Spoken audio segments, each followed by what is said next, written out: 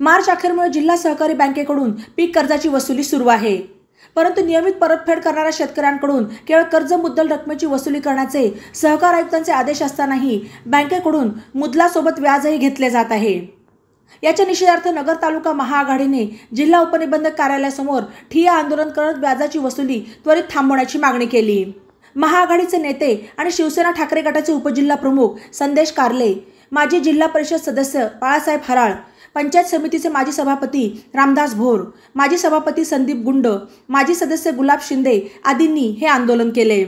तत्पूर्वी या शिष्टमंडळाने जिल्हा बँकेच्या मुख्य कार्यकारी अधिकारी यांची भेट घेऊन व्याजाची वसुली थांबवण्याची मागणी केली, मात्र त्यांच्याकडून प्रतिसाद मिळाला नाही।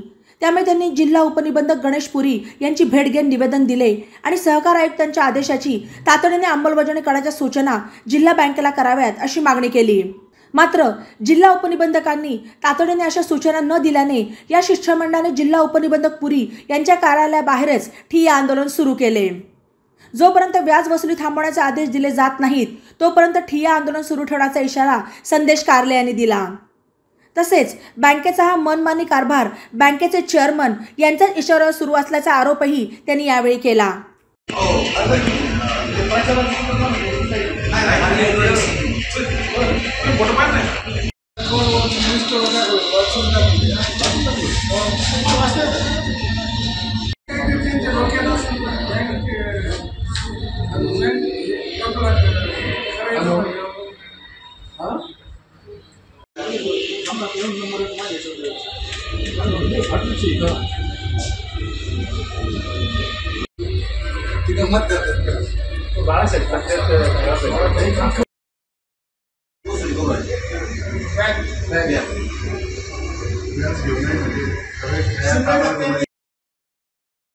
घ्यायला पाहिजे, पण बँक काय करते स्वतः जाणणार नाही।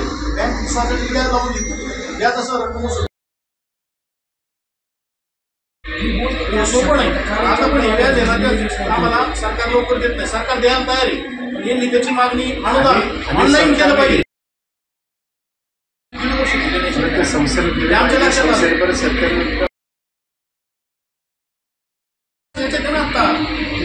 बँकेच आहे जसे 68 कोटी रुपये 1.5 वर्ष लपून ठेवले कुठेतरी, तसा प्रकार हा असावा ते खायला मिळावं म्हणून आता बाहेर झाली।